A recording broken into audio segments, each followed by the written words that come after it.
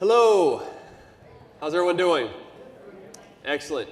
Hope you all enjoyed your lunch and the presentation and everything, and I'm sure we'll have some more people trickle in as the presentation was just over.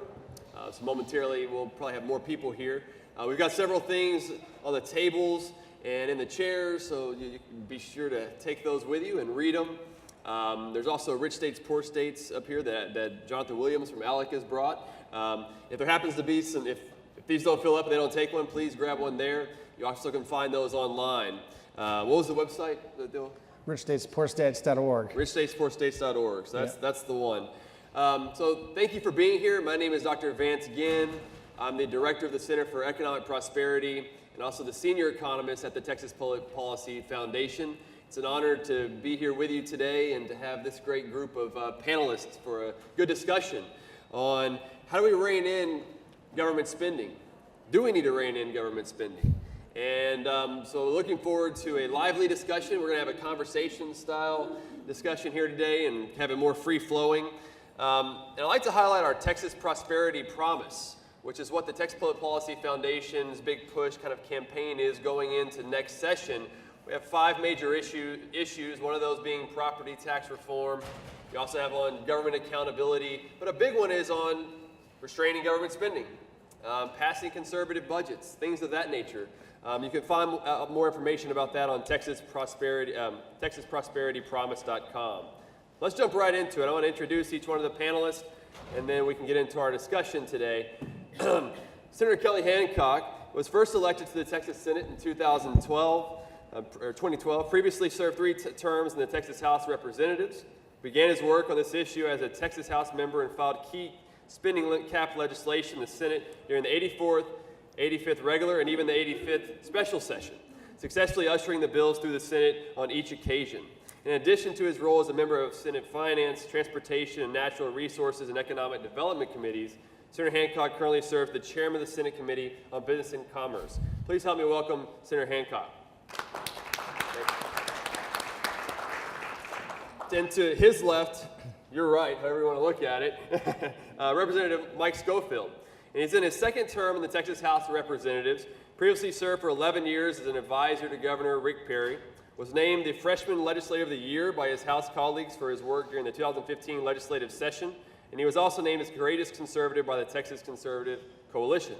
During his first term, passed a major piece of legislation backed by Governor Abbott to provide for a 3-judge panel to hear all lawsuits involving school finance. Currently serves in the House Judiciary and Civil Jurisprudence Committee and Juvenile Justice and Family Issues Committee.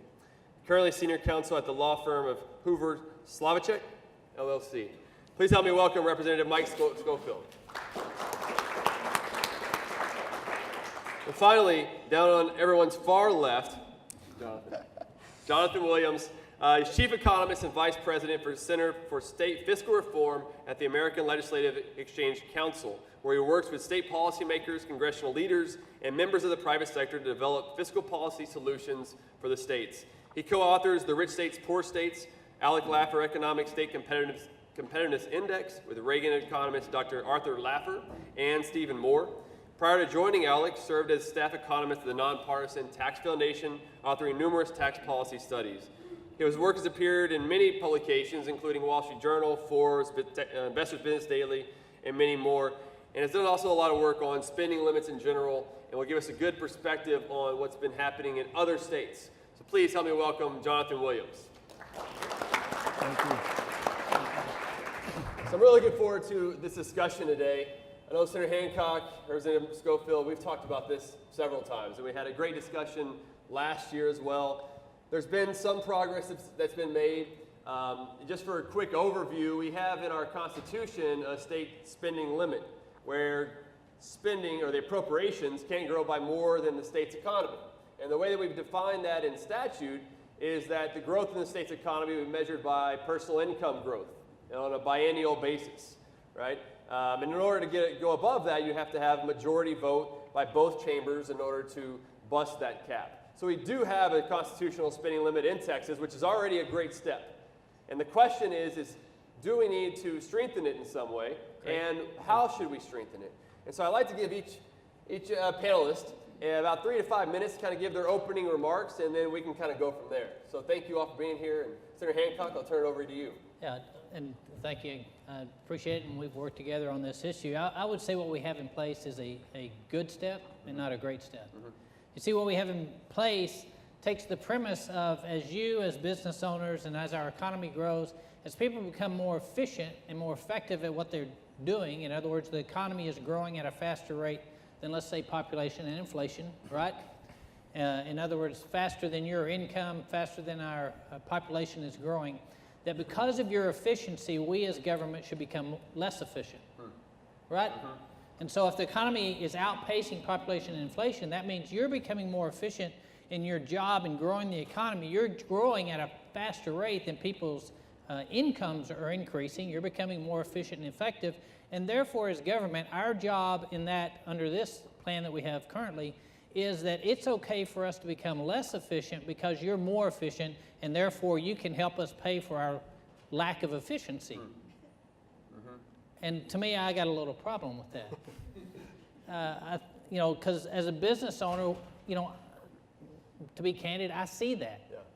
There were times in our business that we were extremely profitable, oil and gas, and it's going well, and we were growing. And I saw as a business owner, not during those times, but what I saw is when that went away in business and the income became harder to come by, I began to look back and see where we were less efficient during the good times and the prosperity, and we kind of grew.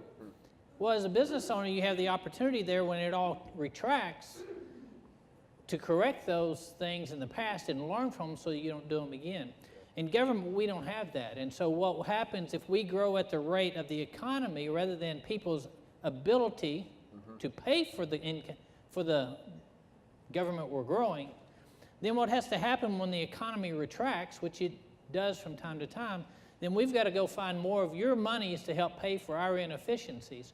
Or we have to make very, very difficult decisions from a governmental standpoint to retract government and make them smaller. And typically what happens there is then accounting maneuvers to justify that we're not necessarily shrinking government, we're just delaying payments of government until the economy grows again and we can pay it. And so the direction that we've tried to go is population and inflation, and the reason that is I just don't think our job as government is taking the efficiencies in the open market, those that are growing the economy, and use as an excuse to make us less efficient. And you've filed legislation on this now, still. Filed for legislation for how many sessions? Well, I filed it actually first when I was in the House, yes. But we've actually passed it 2 sessions in the Senate, and then it gets stalled over in the House. And I get it, right? Yeah. I mean, I get why it stalls, because it's much easier as elected officials to basically have Christmas on somebody else's paycheck, because you can give all the gifts you want. But we have to recognize that that's not something government can do, that our job is really not to be elected by the people so that we can buy them a bunch of gifts and send them back home saying, look what I did for you on your money, because it's not our money, and we need to be more efficient and effective in it. And too often and too many times, we get close to this group or that group, or people ask for things, and it's like, sure, it's not really my money, so I'll go ahead and we'll fund that at a higher level. We'll do this at a higher level. Failing to recognize that the people that elected us are paying for that, and we need to take that personally like it is our own money and treat it that way as we grow government. Yeah, that's good. Is this mic on? Y'all hear me okay? Okay, all right, good. Representative Schofield? Well, from the beginning, Texans have believed in limited government. And today, when you heard Dan Patrick talk about how that is a driver that brings jobs here and brings growth here, it's not just a strategy, it's the philosophy Texas has had since the beginning. We have 4 separate limits on government spending in the Texas Constitution. One almost never comes up because it's circumvented regularly, which is a limit on welfare at 1% of the budget. And so we just put it all in Medicaid and spend 1/3 of our budget on it.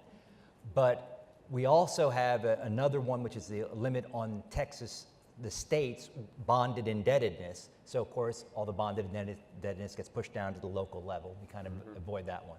Then we have the 2 that you're more familiar with. The one, a lot of people refer to it as pay-as-you-go, or the balanced budget requirement, that our budget has to balance every session. And sometimes the comptroller kind of squints and turns his head this way, and and kind of lets it go. We've occasionally underfunded Medicaid or something like that to call it balanced. But by and large, it acts like a speed limit. A 70-mile-an-hour speed limit doesn't hold everybody to 70, but at least you're not all going 95. So we come pretty close to actually balancing it. And the last one is that even if money comes flooding in and you could have a balanced budget way up here, we're smart enough to know that that may not be true next time. And so if you set a budget up here with the expectation that all of these various programs are going to be funded up here, and the next time the money comes in here, there are going to be painful cuts to be made, and there's going to be wailing and gnashing of teeth. So we have another budget requirement, which is that we have to, as the Constitution says, spend no more than the growth of the Texas economy, and kind of left it at that. Well, as Senator Hancock said, our statutory description is the growth in personal income. Well, but my first session as a legislator in 2015, we had 4 different numbers to choose from. That one measure gave us 4 different numbers. Now, any of you who deal with economists know if you asked 4 different economists, you could probably get 6 different numbers. But this was one set of economists. The staff of the Legislative Budget Board said, well, you could think of it this way, or this way, or this way, or this way. And to their great credit, the Senate folks and the House appropriators chose the most conservative of the 4 numbers, which turned out to be a very good thing later on, but also at the time was the appropriate way to go. But that's no real governing on our spending. When you could end up with a myriad of different numbers and you have a standard that doesn't really mean anything, what have you really done? And so the purpose behind this bill and this proposal is to limit government, not just at something we can measure, but it's something that's meaningful. Population plus inflation, and by the way, it's not population times inflation. You hit the multiple key, but if population is 4% and inflation is 3, it's not 12%. It's 1.04 times 1.03 and becomes 7%, which if you added 4 and 3, you would get 7. So it is the effect of population plus inflation. That would be our governor. And the reason for that is that's the number that holds government at the size it is today relative to our economy. Yes, if you have 10% more people, you're going to provide the exact same level of service, you're going to need 10% more.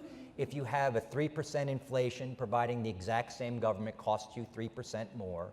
And so if you multiply 1.03 times 1.04, whatever, you'll get the number that holds steady government.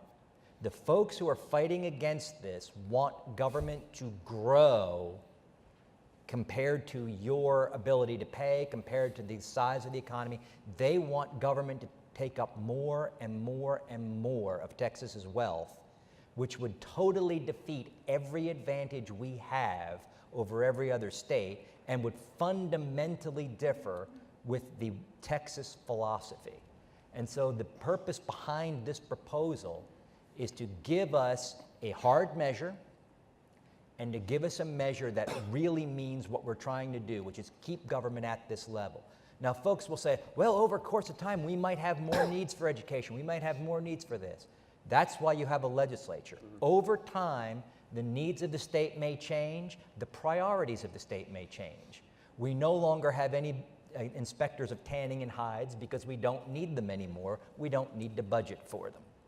And over time, we will have to determine that perhaps we don't need to do this as much and we need to put more into that.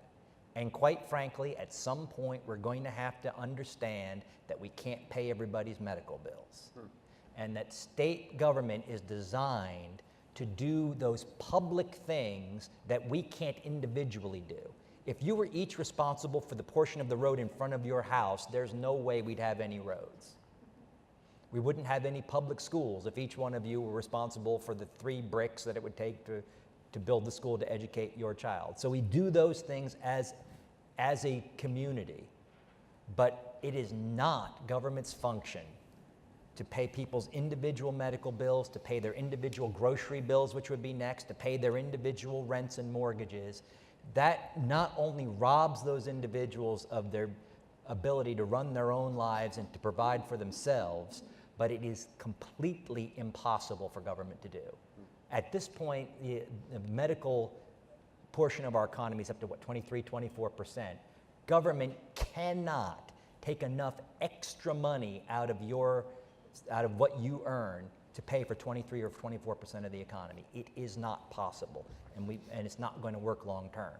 So allowing or requiring a cap that folks know at some point we're going to hit if we don't quit it will make us have to plan out and actually have the discussion of what is the proper function of government, what can we afford, and what are our priorities in each decade going forward. No, that's good. And one thing to note, I guess, is that the current spending limit is just on general revenue not dedicated by the Constitution, which basically just means that most of the money that you have most discretion over as legislators, right? But y'all's proposal would actually expand that to GR, GRD. It includes some other, or just GR and GRD at this point? Consolidated GR was what it was called. So it's more of the budget as well that would fall underneath the spending limit. It's pretty much everything except federal spending and bonded indebtedness. Yeah. And I want to get back to that in a minute, but I just want to make sure we're all clear what we're talking about here. So Jonathan, what have you thought about the Texas spending limit, and what are some good options, examples that we should be learning from on good spending and spending limit policy?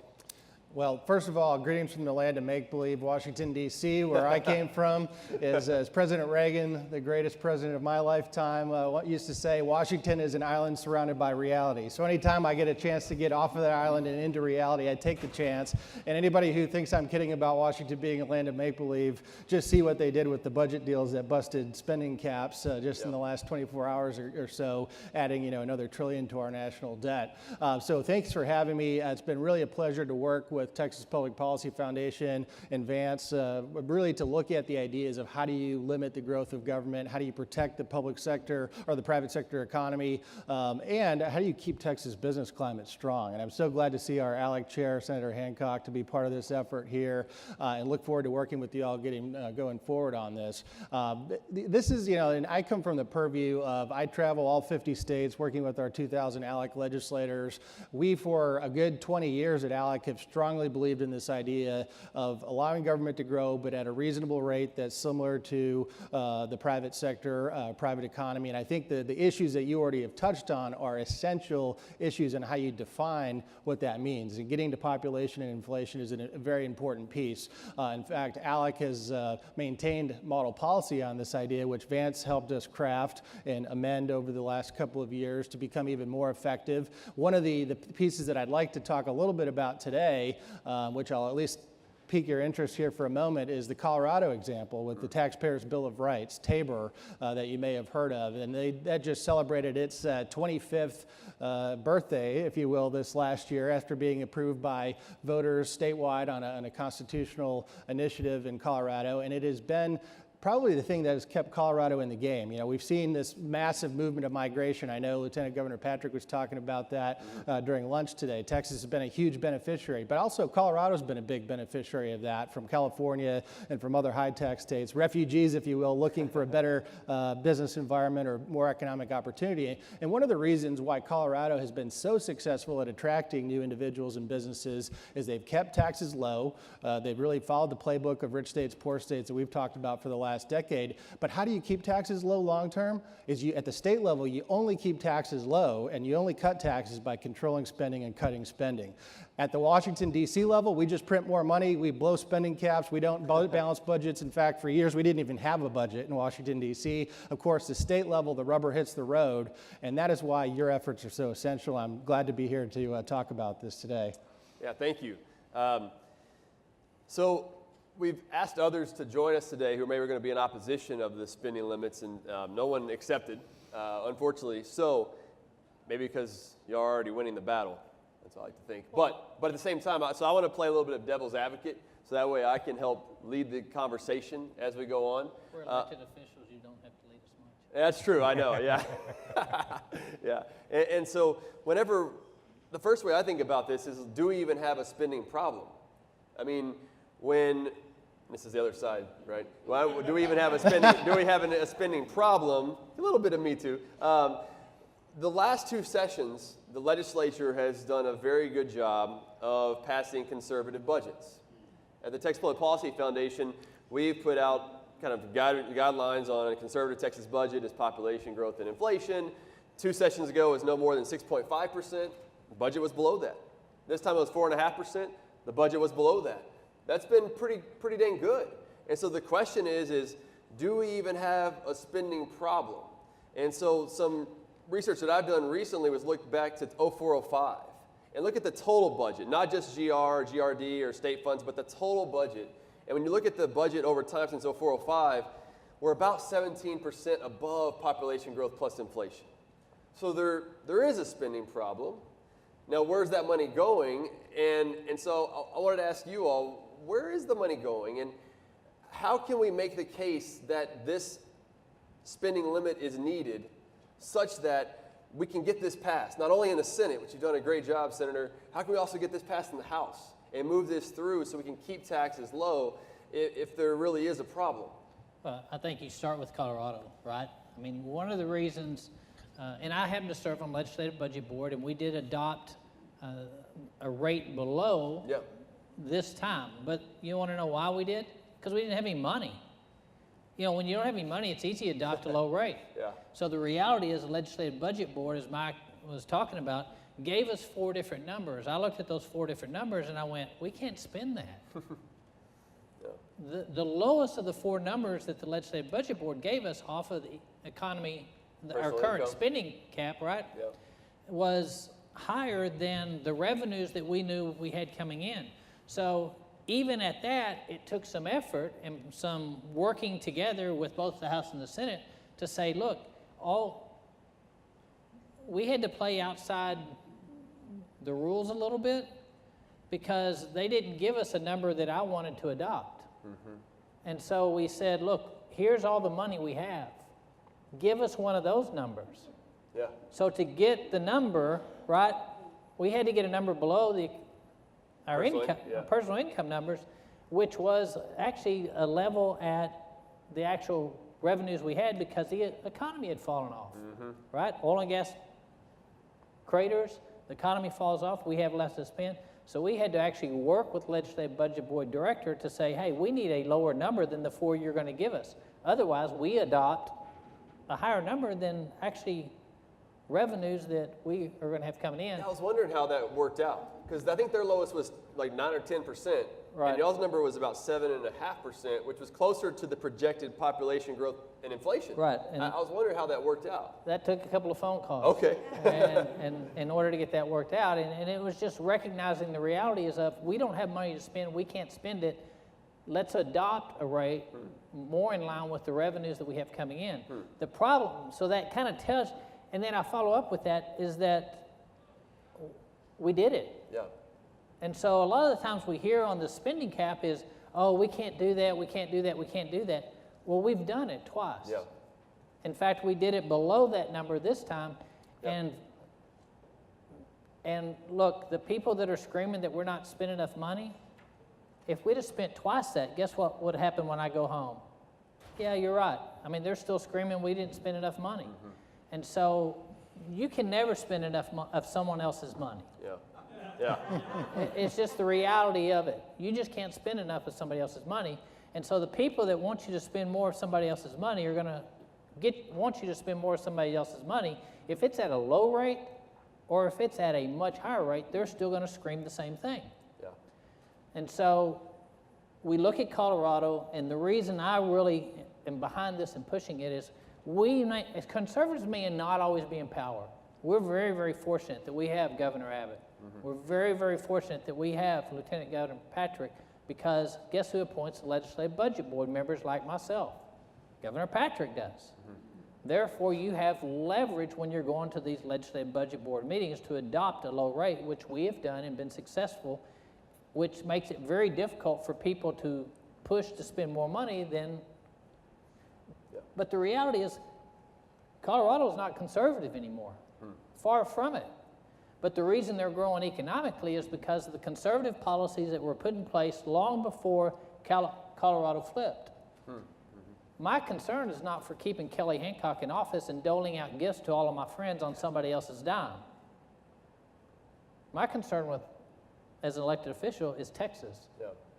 And for the long-term benefit of Texas, to make sure that we don't turn Texas into California, we need to adopt policies like this so that if Texas, God forbid, ever turns into Colorado, we still have principles and policies in place that, frankly, even progressive spending Democrats are afraid to bust once the people put them in place. Good point. Well, I would just add to that. I mean, that point is so essential in terms of you have an impressive group of fiscally minded conservative legislators in power right now. Today. What happens 10 or 20 years from now? And I think that's the real fear, and that's why we need institutional control on government spending, because they may not always be that friendly to taxpayers. I mean, one of my favorite Federalist Papers, 51, that Madison wrote, if men were angels, there'd be no need for government. And if angels governed men, there'd be no need for internal or external controls. But we have neither, unfortunately, in politics. And that's why it's so important to put things in the Constitution eventually and a hard spending limit that allows government to grow but at a reasonable rate. And Colorado is the perfect example because as they've gone left, they have not raised taxes in a big way. They still have a flat tax. The people voted on it. The people put it in place. And even as left-wing liberal elected officials in Colorado, they don't want to bust this. Yeah. And just the politics of it, they have spent tens of millions of dollars to try to dismantle Tabor at the ballot box, where proponents of keeping it in the Constitution have been outspent 100 to 1 in some cases, yet voters continually choose to keep Tabor limits in place. Yeah. And so what's the key to keeping spending low? Is it to keep spending low just to keep spending low? Or spend less than otherwise? Like, what do y'all think is the key reason? Well, it's not just a spending issue. By the way, I just got a text from Kevin Roberts. He heard that you were questioning whether we had a spending problem. Apparently, you're fired. So, sorry about that. Nice. But nice. You know, in Washington, there's no governor on either side because they'll just print more money. Here, we will spend up to or close to as much as comes in, and it comes in through manners that we have virtually no control. Folks talk about raising and lowering taxes. The primary tax at the state level is the sales tax, which hasn't been raised since it was instituted. When you make something a percentage, it floats up and down with the economy. And when we have a great year and more money comes in, they typically find a way to spend most of it. As Kelly said, we've had the last couple of cycles, we've had conservative budgets because we had conservative leaders. But that won't always be the case. And so conversely, as these two gentlemen pointed out, the sort of interesting converse that you have to understand is the time to put in long-term conservative caps is when you don't need them at the moment because you have conservative leaders in place. And if you just get complacent and say, oh, we don't need it, we're fine, our guys are holding the limit, by the time you need it, they're not in place anymore. And by the time you're worried about having a legislature that's going to spend like drunken sailors, they're not inclined to pass a real limit. And that is a really key issue. But as I said, when the money flows in, there's a tendency to spend most of it. And in my first session in the 84th in 2015, I couldn't even get a hearing on the bill to limit the growth of spending. And when our budget came out and when we passed it, I went over to the chairman of appropriations on the floor and I said, interesting, your budget came in under population plus inflation. He literally professed not to know, not to realize that it had done that. They just didn't want to acknowledge that it was possible because they wanted to keep open the opportunity for more and more and more Probably spending. shouldn't share it if you didn't recognize that. Yeah. Maybe. Maybe. Yeah. And also, to answer your question, Vance, is, why is it important to keep spending low is, you had a panel earlier, who here thinks it's a good idea to repeal the franchise margins tax, right? Probably a vast majority of you. Who thinks your property tax bills are too high? That's why it's important to keep spending low, because then you can use those surplus dollars over time after a rainy day fund, after a stabilization fund, to start chipping away at tax rates. And that's the story of Colorado. Well, and here's what we do as government. The other thing is we have money to spend. We start entering into the private sector, which makes us think that that we as government can help grow the economy, and we can, just not as fast a rate as you can. I mean, the reality is it's private businesses that that grow our economy. They're the ones that provide the revenues for government. What we see government do when they have resources is what? They get into all of a sudden, how many swimming pools do you know that are privately held now rather than government? Big, right? So now we have big water parks. Who owns them? All right? Yeah. What about insurance companies? Yeah. What we find as Texas, as a state, you know, we're in the insurance business all of a sudden. And so government begins to think, well, we'll get into the private sector because we have monies that we can do that with. And so then we get into the private sector and we basically postpone a little bit because all of a sudden it's government growing the economy with your money, Yeah. but they're not doing it as well as you could do it with your money. And so the mentality is, for some of us, is that our economy grows at a faster rate when more of your money stays in your hands so that you can be more efficient with it than we are, because the reality is we're government and we do some things well. Yeah. But we'll never be as efficient as business is because business has to fight to survive. They have to innovate to survive. You know, they have to continue to improve to survive, and therefore they have more competition. We're government. Mm-hmm. We're a monopoly. Mm-hmm. But in the business arena, you have competition which forces you to survive, to do things better, which means you're growing the economy at a faster rate than if we took over your business and we ran it as government. And what happened is we have the money, guess what we do? We start taking over parts of your business and start turning it into a government monopoly. So what you're saying is, when I taught at Sam Houston State University for a couple of years, principles of macroeconomics, there's an equation, right, where GDP is equal to consumption plus investment plus government spending plus net exports. Y'all remember that? Way back in the day? You probably pushed it out of your memory. They didn't go to class, they were working. Yeah. So what you're saying is that that government spending doesn't grow the economy? I'm saying it can grow the economy. Yeah. But it's always going to do it at a slower rate than free market principles will provide. Yeah. And I when kind of it's liked your answer before, I think better. I actually don't think the government spending grows the economy. That shouldn't be in that equation because it's the private sector that grows it, because you have redistribution from the public sector to the private sector. They just help preserve liberty. Well, right? if we're It should only be the doing main role. government jobs, that's the case. Yeah. But when we're doing some of these other things, I mean, if you open up a water park, right, which we see happening everywhere, if you open up a water park as a government, then you can essentially grow some government economy, but most of that's going to go back into feeding government, which is always going to be less efficient, less innovative than the private sector. And so that's what I'm saying. When we have the money, we kind of manipulate the economy, but government's always going to grow it at a slower rate. Yeah. I mean, we're essentially pseudo in the insurance business. Yeah. Apart from us subsidizing or having a regulatory preference in one area, we're not as good at it. We have to manipulate it when we enter into a market through regulatory practices and licensing versus letting the economy run. Yeah. Which all comes from taxpayer money. But as much as a PhD in economics wants to talk about economics, it's not all about economics. Even if government could grow the economy as well as the private sector, it's the philosophy. It is not government's role to get out there and compete with the private sector. It's not, your job is not to feed the government. The government exists to serve you. You do not exist to serve the government by funding it. And the government is supposed to do those things that it's supposed to do. In the federal government, it's clear. They're in Article 1, Section 8. There's a list. It ought to be on the wall in every government office, including the federal courts in the land. And go, this is what you're supposed to do. Everything else is the province of the people.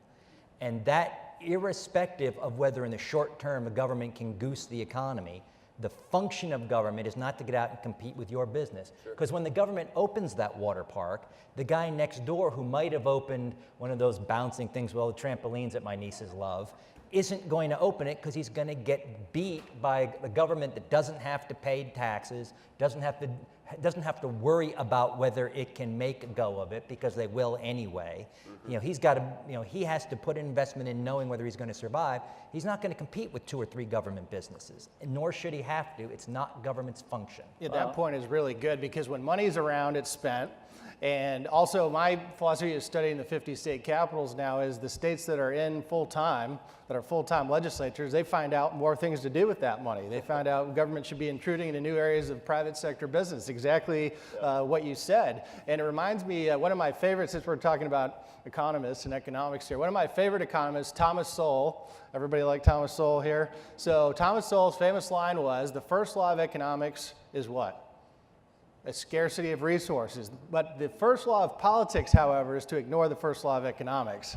So therefore, that's how we have this huge disconnect between the needs that we know, needs versus wants, that discussion, scarcity of resources, and we know what needs to be done, and then politics happens, right? Now, luckily for you all, you don't have to pass a budget during an election year, but a lot of states come back in, and they have what we call the election year budget, and that budget that's passed during an election year, regardless of who's in power, always grows government faster than it would otherwise. So the politics and the economics completely divorced on this topic. But my argument is, I wouldn't be at TPPF or a constant attender at PPF if I wasn't in agreement with policy. My argument is, even if you disagree with the policy of what government should do and what their role is, you can't disagree with the practical aspect of the private sector does it better when it comes to growing the economy, because it happens over and over again. And so history, the practical standpoint, policy standpoint, they're all in alignment. And the perfect example is Colorado. I promise you, they would spend more money if they could. And it would slow down their economy. Well, the perfect example is the Soviet Union, which doesn't exist anymore because the government monopoly of the economy doesn't work. It's true. So one thing that we can look at is population growth and inflation. Seems to work well now, but what happens the day whenever we have like the great inflation during the 1970s? When inflation is growing at double-digit rates, population's growing 3, 4, 2 or 3%, let's say, but we still have double-digit growth rates in government. Would that still work? Would that still apply? One thing that I've kind of offered up over time, some of my research is using kind of the lowest of 3 metrics, like population growth and inflation, personal income or gross state product, whichever is less out of those. Because then if one is growing too fast, population, inflation, gross state product is probably going to be growing at a lower rate because interest rates are going to be higher, there's less productivity that's happening in the economy, a lot of those things. So I wonder, could it be that there's other metrics that we might look at? Why not just have one growth rate, like 4% growth rate? Kind of like we're doing with property taxes, 4% or 2.5% is the governor's latest. Instead of just looking at whether it's 4% or population growth plus inflation, why not look at something like that? What do you think about something along those lines? Well, we have to pass something first. It's true. It's true. It helps. It's been kind of difficult just with population inflation. And so in the way the process works is it has to pass the Senate, which we've done. We've got to get something to pass the House, which we haven't done. And then we figure out if they're different, we work on it. It needs to be tweaked. I mean, the reality is, all right, what if population growth is at 0? Right? And yet inflation's at 7. Anybody know their multiples? 7 times 0? Well, again, it doesn't work that way. It'd be 1.07 times 1.00, so it would be 7. So, we look at these numbers that we've got to be more detailed in it, but it doesn't matter about if in the legislative process, if we get overly detailed at the beginning, you'll never get anything passed. It's let's get something passed, let's get them different, and then let's work out the details in conference so that we actually get something that works long-term, that's effective, that will last the changing of parties, right, and still survive. Well, and similarly, I would prefer to amend the Constitution to enshrine this as, I always like to use the word enshrine, it makes it sound like it's in there forever. We amend our Constitution 12 times every session, but we'll pretend that kind of puts it in granite. But I would rather take the current provision that says it's the growth in the Texas economy and replace it with this and make it tougher because it takes a 2/3 vote of both houses and a vote of the people to change it. But as Kelly said, we have to deal with the reality of what we can pass. If I can't get it to the floor the way it is, I can't get a constitutional amendment to pass with 2/3. Well, and the realities in Texas, I mean, even when I first started, 12 years ago, there were some moderately conservative Democrats. Well, they've all been run out. I mean, the reality is You used to be able to get a 2/3 bipartisan vote on legislation like this, but you can never do it anymore. And the party has gone way left. It's much more, you can't get elected as there's a few left in the House, but they're survival and great candidates. Yeah. The reality is, most of the time they're going to get crushed in a primary, and therefore, getting a bipartisan piece of legislation like this today in this environment is next to impossible. Yeah. I mean, I would agree. I mean, you have to do, obviously, what you need to do to get something done that moves beyond the meaningless, or I hate to be too crass, or the meaningless limit of personal income growth, which we've seen in time and time again, that people kind of pat themselves on the back when they say, well, we've limited government, but when they limit it to personal income growth, it's completely meaningless in terms It's of... a great PR piece. Right. It just is meaningless. It's great for campaign brochures is. and everything else, right? But, that is the issue, and Vance has been very helpful. So our ALEC model policy on this now is the lesser of three: GDP growth, personal income, or population and inflation. Because obviously we're dealing with 50 states. Not all states are created equally when it comes to how they deal with their state economies. So whatever it is that's meaningful, and I would absolutely echo your sentiment where if you can enshrine it in the Constitution, that's the way to go. That's what Colorado did. And of course, applying it to a broad of category of spending as possible is also key. That's what, of course, Tabor did, state and local spending, so it's not just cost shifting or debt shifting like you've seen in some cases here. So those are a couple of the big lessons clearly from Colorado. Something that comes up, seems like every session now, is having a spending limit on each area of the budget. Like on transportation, let's have a limit. On healthcare, let's have a limit. Because we need to find some sort of cost of government spending in that particular area. Why wouldn't that be a good thing? Well, as I said, I think my goal anyway is to limit the size of the total pie and go, this is how much of the economy we're allowing the government and no more.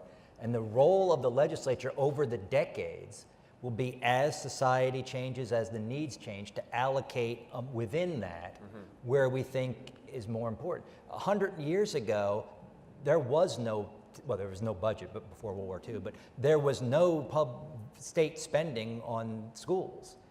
Whatever the land produced from cattle grazing or whatever before Spindletop, that was what went into public ed, and that was it. Now it takes up it's the second largest part of our budget. We pretend it's the largest. Health and Human is bigger, but it takes up 50 years from now, it may be something different entirely. Maybe 50 years from now, we're not building roads. We're all flying cars at our own altitudes, and we're not building any infrastructure for transportation. Who knows? But to me, my view of it is you limit the amount of our economy we're willing to contribute to the government, and within that, you tell your legislature to prioritize in a way that meets the needs of Texans. Well, and the reason that's bad is there are elements in which the government spends that the government is the vast majority of consumer, right? Yep. And so if I go out there and tell you, I'm government and I'm going to build roads, and this session I'm willing to pay you, I know that roads are going to increase by 7% to construct over the previous biennium, then I tell you what you can charge me for building roads. Follow me? Yeah. And so you're letting essentially the individuals that you're doing business with determine what you're willing to pay. Yeah. Because if they're going to establish what the growth rate is of construction, or the growth rate in healthcare, or the growth, you just name it, where government is one of the largest consumers, then you're allowing them to determine at what rate you're going to pay them rather than you determining what rate you're going to pay them. Yeah. And because there's a lot of pushback on that, because usually we use CPI. It is a broad measure. It is a horrible idea. Yeah. And I can show you in 100 different ways why it's a horrible idea. Yeah. Because I'm going to you to tell me, all right, how much more are you going to charge me next biennium than money I've got coming in to pay for it? Well, I guarantee you, please put me on the other end of that. Yeah. Yeah. I don't have I'm in the distribution business. I don't have a customer one that comes to me and says, hey, just let me know how much more it's going to cost you to run your business, and I'll pay you that much more for the product I'm buying from you. What? Yeah. Please. I wish I had customers that did that. Yeah, because CPI, while it's not the best measure, it tracks pretty closely to people's incomes over time too. It's growing 2%. People's incomes grow about 2%. Well, so it's a really good tie, and it's measuring the overall, like Representative Schofield and Senator Hancock are both talking about. It allows for the distribution of funds within a broader cap to be able to increase different amounts. So let's say the spending limit was 4%, let's say, right? So some areas of the budget can grow 6-7%. That just means other areas of the budget need to grow 1, 2, or contract. I mean, the other thing is are we at the right base? Well, and we may not be at the right base, yeah. right? And what will happen is, what happened last time is there'll be a time where we don't have the revenues to spend, and that'll help bring the base down. Yeah. That'll help, suppress it a little bit. But the reality, the other method that says, all right, how much is it going to cost to do government, the government we have today, how much is it going to cost to do it by this little article? We're letting those little articles determine the growth of government. Yeah. Rather than and so our focus is on what? Government being government. Rather than you. Taxpayers. The taxpayers. Yeah. Rather than saying, well, how much can our taxpayers afford? Which means how much money are we going to leave in the economy to grow the economy so that we continue to grow in this prosperous state? Yeah. Instead, we look at, well, it's going to cost 7% more or 10% more to do the government that you had last biennium. Oh, okay, well, we better increase that article by a lot more because we don't want to reduce government. Yeah. Jonathan, when you look at rich states, poor states, what are some areas that we need to improve on? Because I noticed that we weren't ranked number 1. And we usually end up being number 1. the initial rankings in there don't seem to quite match, but I know it's because of some of the pension issues and some other things that's going on here that we do need major reforms in. And so I was wondering if you might explain to us a little bit about your rich states, poor states. Yeah, please. It's a great question, and this is always an unenviable task of coming to a state and telling you you're not number 1. You've been doing so many good things for the last decade that Texas has provided us with an amazing amount of fodder just to talk about how free market policy works. So I think, I don't want to be too negative, but, you're number 9 right now in Rich States, Poor States. This is the 10th edition. And so you have books out in front of you, richstatespoorstates.org. You can go see how Texas is ranked over the years. A few things which I don't think will be a surprise to this group that have kept Texas out of the top 3, and Utah's been number 1 for 10 years in a row. It's been the margins tax issue is just a very quirky tax from a multi-state business perspective. Certainly the property tax issue. I saw how many hands went up when people said their property taxes are too high. And then it's the issue which I brought another publication here today, and that's the unfunded pension obligations that we saw with Dallas, we saw it with Houston, with a lot of the cities. That's a crisis that has not yet played out yet across the country. We've seen it a little bit in my home state in Detroit with the bankruptcy. We've seen it in Puerto Rico. We've seen it in Illinois with the news stories. But that's coming, and it's coming fast. And with you being just so big with the magnitude, the size of Texas and the workforce, that's a big red flag. If that's not tackled sometime in the next few years, that could really just snowball out of control. Which is another reason to cap government spending. We're not talking about private pensions. We're talking about public employee pensions. That's right. And the larger you grow the public employee base by growing government, the more you're on the hook, not just for today's salary, but for whatever. And it's hard to get everybody onto a defined contribution instead of defined benefit plan and all of that. And if the more you grow it, the more you're eating a cost that's going to haunt your grandchildren. And the problem is with the pension specifically is it's a 30-year time lag and when the bills come due. And so the generation of legislators perhaps in the past that's made these promises far out of line with what the private sector has been able to make with the 401k model, those bills are going to come due when they're long gone, and they expect you and your successors to tackle that problem. And that's the political incentive problem that has just really plagued every state on the pension issue. And the concept was originally, you all know, hopefully, those of you who study economics as much as he does, when the Social Security Act passed and they arbitrarily set the retirement age at 65, that's because the life expectancy was 68. They didn't expect people to retire at 52 and live to 92. Exactly. And you can't continue to have a system that is based on that. You can't fund it. But until we get real with the returns on that, what they're doing now is giving really false, misleading information to these individuals in the pension systems that we as elected officials are fully aware that that's bogus numbers, but they're giving them bad numbers to make them think that their pensions are safe, and the reality is they're not. But the other problem there, we can put a cap on state government, but if we don't put a cap on local government, which is what Governor Abbott's called for and property tax, Lieutenant Governor supports, all we're going to do is what we've done with our indebtedness, is we've moved indebtedness from the state level down to the local level. If we put a cap on the state level, what will happen is we'll give away goodies, but we'll give away goodies at the lower level that the counties and our cities will have to pay for.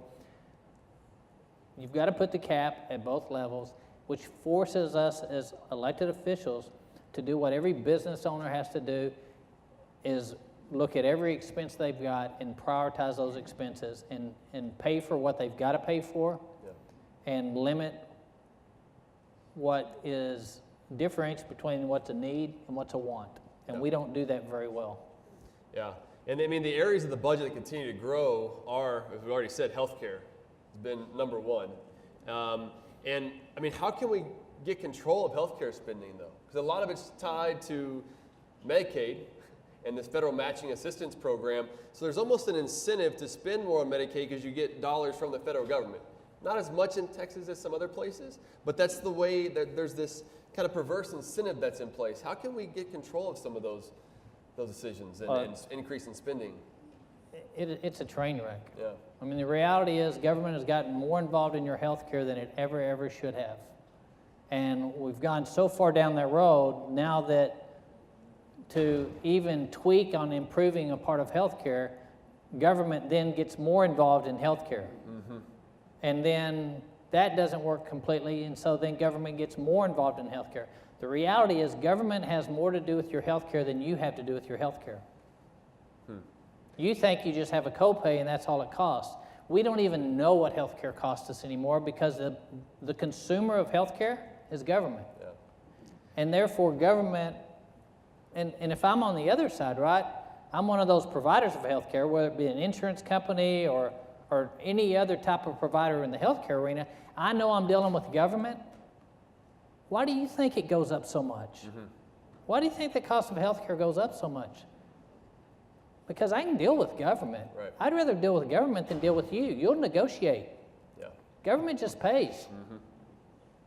I mean, they say they negotiate, but they're never as good a negotiator as you are with your money. I promise you, I as an elected official don't negotiate with your money the way you would negotiate with your money, but yet that's exactly what we've done with healthcare. We want an insurance company to negotiate for us. We want the government to go negotiate for us, and we don't want to be personally responsible for our own cost of healthcare. And from the policy side, and we don't want to stay healthy. From the policy side, you have lost control of your healthcare and your families. I was talking this week to the CEO of one of my hospitals, and he was talking about how they're getting audited and they're having to go through their proctoscope that they get. And I said, who's your auditing agency? Who is it ultimately you answer to? And he said, CMS, Medicare and Medicaid. They decide how the hospital will be run, not hospital administrators and not doctors and not patients. And they decide what they're going to offer, what they're going to focus on, what programs you're going to have there. Because we let government get involved, because we all thought that's nice, government will pay for it, at the end of the day, they determine what you have. And I'll just leave you with one thing that I learned when I worked for Governor Perry. One of the things he made us all do was go toward death row. That's one of the things you had to do if you were a lawyer for the governor. So I went down there, and we toured everything. We toured the medical wing. And I didn't know what I thought they were tanning booths. I didn't know what these machines were. I said, what are these things? And they said, oh, those are dialysis machines. And I said, you have that many? And they said, well, we have a lot of people who are intravenous drug users on the outside, and they've wrecked their system, and they're on dialysis. And they said, we have more dialysis machines in the Texas prison system than they have in London, because under the government-run medical care, they can't afford them. Good luck needing dialysis in London. Come to America and commit a crime. Wow. Let me just take one quick take off of that since you mentioned Medicaid. It is imperative for all of us who believe in fiscally conservative free market ideas that we shatter the myth that there's such thing as a free dollar coming from Washington, D.C. to the states. There is no such thing as a free lunch. Unfortunately, states have been kind of bought off with their own money that their taxpayers are sending to Washington, and if we're lucky, we get 90 cents on the dollar sent back, redistributed to us, coming back with strings, actually coming back with chains on the dollars, with federal requirements, whether it's Medicaid or other things, when we should be believing completely in this idea, the founders' idea of federalism, states being laboratories of democracy. Let's let them innovate. Let's not put federal chains on the states from innovating. I was so glad to see the Trump administration allow for states to have work requirement on Medicaid dollars back on. That was a great move in the right direction of innovation. But just one more on that, on the strings coming from Washington, transportation.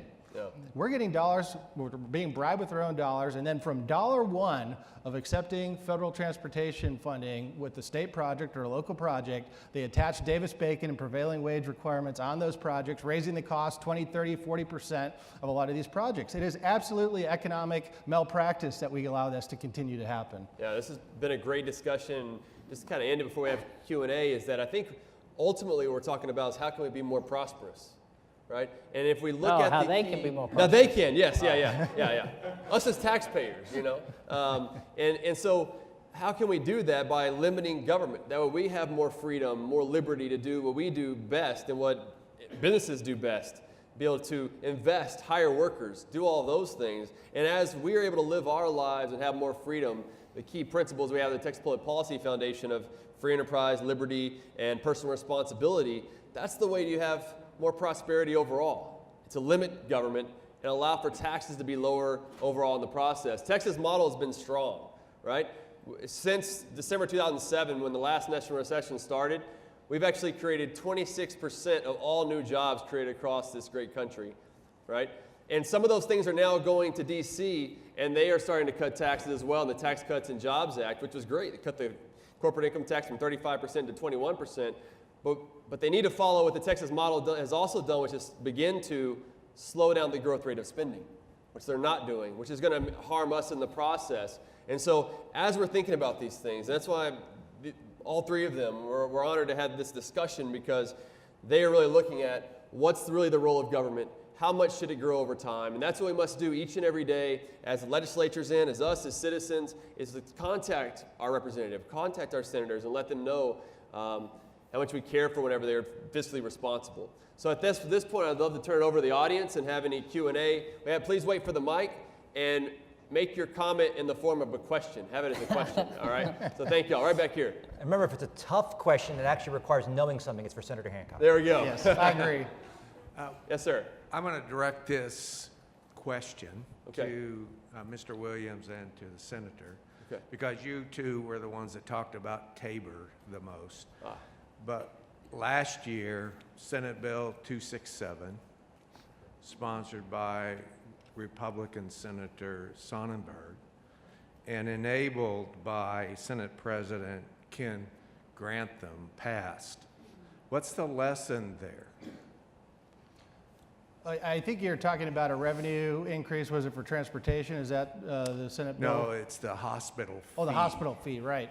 Well, I mean, the lesson is first of all, is people on both parties can go a little bit south when it comes to spending. This is not a partisan issue. This is an economic issue. This is a budget best practice issue. And those senators are friends of mine. I think generally they're on our side most of the time. That particular issue, I think they maybe went the way of higher fees and spending. The other part of that, though, is for all the criticism, and the left wing comes out like rabidly against spending limitations. If you've all witnessed, you've seen the special interests that benefit from overspending come out of the woodwork.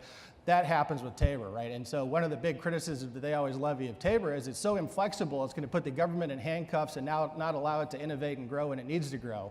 So I think the experience that you talked to and the experience of Colorado and their Tabor is, yes, it's been effective at controlling spending, but if a supermajority requirement of the legislature or if the people decide that they need some extra money in a tough time, in an emergency, then they have a safety valve to say we can override the limit if it's that important of a public policy priority. Mm-hmm. Well, I'd say there's a reason it's inflexible. I mean, it needs to be inflexible. Because as elected officials, if we don't have an inflexible cap, We'll flex. I mean, and I'm telling you, I'm glad we're part-time legislators because, I'm a business owner. I'm making sales calls this morning at 7:30 before come to speak here. You know, I have to experience the real world. I have to live under the regulatory environment that I established as an elected official. I have to make sure that my employees stay employed, and I have to understand about insurance and health insurance costs and property and casualty, because I'm dealing with all those things. It's not hypothetical for me. And so the other thing that I know is, you know, I experienced a 25% decline in our revenues as a company. You know what it did? It was inflexible what I had to do. Inflexible from a business owner. I had to get my expenses in line. I had to go through every line item and say, where can we cut costs? Every invoice that came had to come across my desk, and I had to look at minutia to see where we become more efficient and more effective. And if you don't have an inflexible spending limit on government, that'll never take place. Never take place. I want to echo, obviously what the senator just said there is absolutely right. But the importance of maintaining a part-time legislature, you know, we're the second largest state. We have 28 million people. A lot of people say, well, it's outmoded. In Louisiana, where I went to law school, and boy, was that an experience. I was there while Edwin Edwards was governor. It was a show. But they decided, well, in the intervening year, we're going to have just a fiscal session, just a session to do the budget. So while they're there, they said, well, while we're here, why don't we just each file 5 bills? Now you got a 500 bill mini session. Yeah. The importance of having legislators who are here for 5 months and home for 19 cannot be overstated. Now, I don't think we should make $600 a month, but the importance of legislators who don't do this for a living cannot be overstated. Yeah. You have business owners who have to go home and actually make their business work like you do. I'm able to tell my constituents, I sit in line on I-10 trying to get to work every day just like you do. And I turn left and see these empty HOV and lanes. Yeah. The same. I see roads that you paid for that are sitting there empty while you're not moving. It beats the empty train. And while it's costing you money. Yeah. Yeah. And that is really important. You know, your representative should be somebody that you see in the Kroger, not somebody you see on television. Yeah.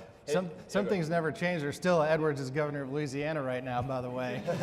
But to the other point, I would be remiss if I didn't mention of Colorado's Tabor. If there was any bit of a flaw in the way that they drew it, is they left some ambiguity in the language that then the courts interpreted over the years. And one of the things they didn't do, I think, properly, and this is something to take a really close look at as you're designing language, you probably already have, is making sure defining what a tax is.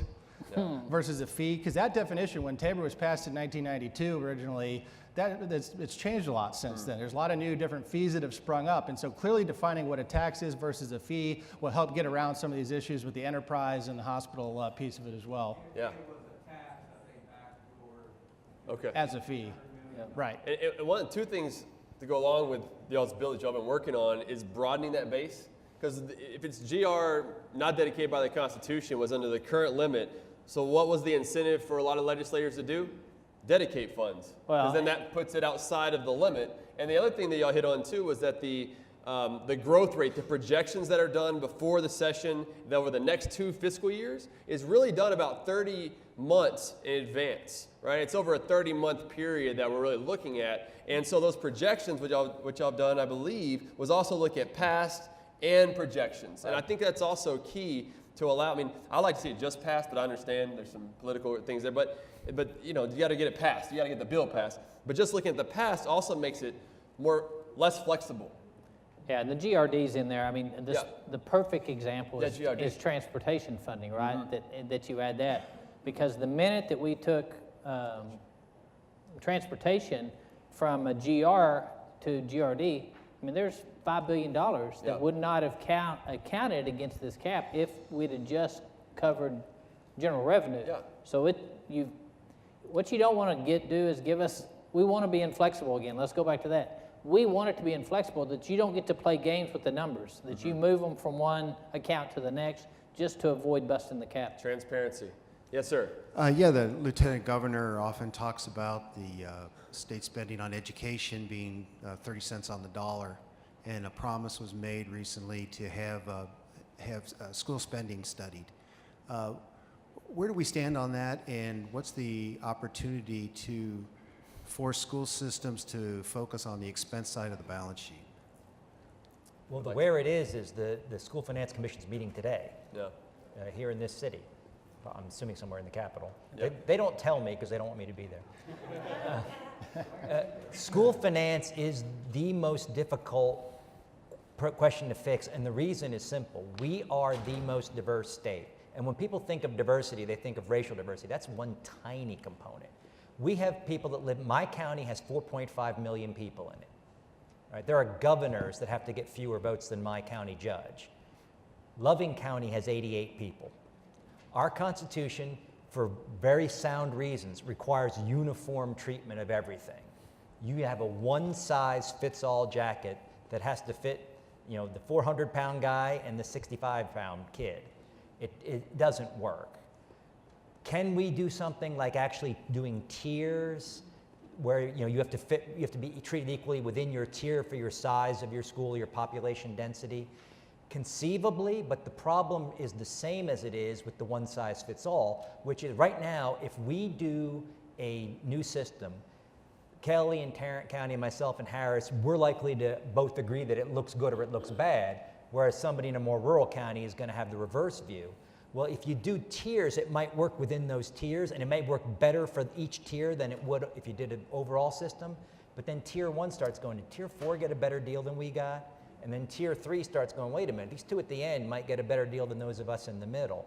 And it's hard to have one system, one size that fits all. And so how you finance the schools is a key issue. Now, one of the things you'll hear that I think is a red herring, they're like, oh, the state share should go up. Well, first of all, there is no state. It's the exact same taxpayers as the people that pay the property taxes. But in my district, I will say, how many of you like Robin Hood? And not a hand goes up. I go, how many of you hate it? All the hands go up. And I say, well, let me tell you, increasing the state He has share a rich district, by the way. is a, That's what that indicates. is a super Robin Hood, because every penny of your sales tax, not just the little bit that you scrape off and send in Robin Hood, every penny goes up to Austin and gets redistributed, and you just don't see it.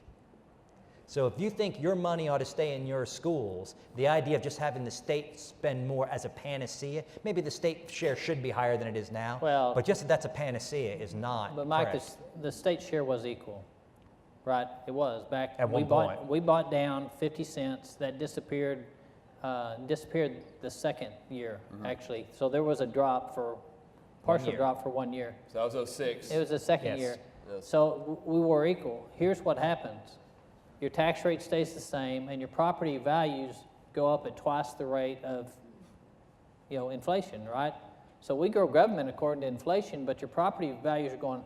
So what happens is they outpace, on local revenues, they outpace the revenues that the state's willing to put in at a state level, recognizing that this is a big pool of money, and they never lower your tax rate. And your property values soar. Mine went up 10% this year. Look, I'm glad my house went up 10%, but I don't want my local officials telling me they didn't raise my taxes. Right. Mm-hmm. And that's the problem. And then we have a system where we have a Band-Aid on top of a Band-Aid on top of a Band-Aid on top of a Band-Aid on top of a Band-Aid on top of a Band-Aid because of the court systems. And the big thing the courts got right is they finally said, guess what? Your elected officials are responsible for this. And they put it back in the legislative body. We have a commission. Their job is to bring recommendations to us. But now the courts have finally recognized that, guess what? The people you send to office actually should have more power in determining school funding than some judge that you never heard of. Yeah, I mean, education is a key issue. We just had a paper published recently at the foundation that looked at spending over time on education. And because you usually hear that we're not fully funding education, right? We're not fully funding it. I've yet to have that number. All right, yeah, so since 0405, I did the numbers, and per student funding in inflation-adjusted dollars is up 7.6%. So how are we not fully funding it? It's because, and so you ask, well, how much do we need to spend? It's always more, or more. The problem with education, right, a problem, is that we don't actually know the cost of educating a child. We know how much we spend, right, but we don't know really how much the cost is. We currently spend about $12,700 per child in the total spending for education. And the Private schools, if you use the weighted average, it's about $7,800. It's $5,000 cheaper. Weighted average, there's a lot of private schools that are more expensive, okay? But it's a $5,000 difference. So why? Is it really that much more expensive? Well, now you have to pay for football stadiums, and you have to pay for this, that, and another. It all starts adding up. That's why we've kind of looking at student-centered funding instead of school district funding. And maybe even finding a way to buy down property taxes over time. What if we have a strict spending limit of, let's say, 4% of population inflation, and any amount of money, revenue that's above that surplus dollars goes to permanently pay down the M&O portion of school property taxes? Stick around after this, we'll fix it. Okay, Well, cool. And a big part of it is not just the actual money in terms of how much we have, but it's the politics of it. Yeah. And as Kelly pointed out, there's a patch on a patch on a patch.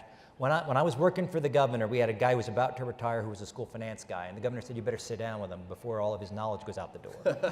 And he got on his whiteboard and started writing all this stuff, and I was with him for a while. I'm a pretty smart guy. I'm with him for, then when the whiteboard just got to be completely black, I was lost.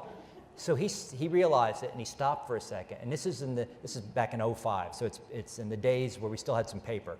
And he opened his file cabinet. Remember metal file cabinets? Yeah. And he reached in and he pulled out an article from 1966, and the title was "The Texas School Finance Quagmire." In 1966, a half a century ago, they despaired of us ever getting to the bottom of the school finance system because legislators couldn't agree on tearing it down and starting up because everybody was worried that their place would end up worse. And so we just patch and patch. And one of the patches, the fellow's name was Brian Wilson, one of the patches he showed me was back when they originally realized that some of the districts were some of the counties were intentionally lowering the valuation of their property so more state money would come in to balance it out. And the other districts got upset and went to the legislature. And so what they did was they got the comptroller to do a statewide study, and you had to be within a certain percentage of it. And so what happens the next session? Those districts that had been doing that come back screaming, oh my God, we lost money, we lost money. Instead of repealing that, they got a patch put on it so that after they lowered their thing and the money came in, and you did a study that showed they weren't within 10% and they didn't get their money, they would be held harmless with money that would come in from another source to even it out. Anytime you hear hold harmless legislation, run. Run it for your life. Just run. But even when they won and were able to undo it, they didn't undo it by repealing. They put another layer on top of it. And then fundamentally, there's got to be a paradigm shift on this issue away from input-based discussion to outcome-based discussion and student-centered discussion, whether it's public, private, homeschool, charter, across the board. And as we see it nationally, the cost of education encroaching further and further into state budgets. That question of how much is enough is never answered adequately. They never will. It's always more, more, more. And until we shift the paradigm to student-centered outcome-based funding on this, I don't see a way out. The other part of that is, we need to look at, does more money equal better results? And when we look at the examples from many, many other states, some of the states that spend the very least per pupil at state aid are performing some of the best results. And then my home area of Washington, D.C., we spend upwards of $30,000 annually per pupil K-12. We have buildings that are falling down. We have horrible proficiency rates. So, I think there needs to be a re-examining of that whole relationship as well. That same correlation takes place in Texas. We're big enough, we can look at that, and the same correlations here. Yeah. Wow, this was a great discussion. Thank you so much. Please let me give a hand of applause. We've got a lot of more great panels coming up today. Thank you all for being here. And we'll be around a little bit afterwards to talk to you, but have a great day. Thank you all.